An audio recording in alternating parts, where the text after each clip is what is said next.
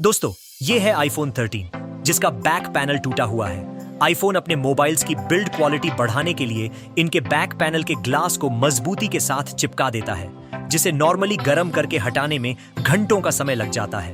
इसलिए दोस्तों, हमें लेजर मशीन की सहायता लेनी पड़ती है, जो कि इस घंटों के काम को बड़ी ही आसानी से कर देती है। तो दोस्तों, आज हम आपको iPhone 13 के बैक पैनल ग्लास पर लेजर चला के दिखाने वाले हैं।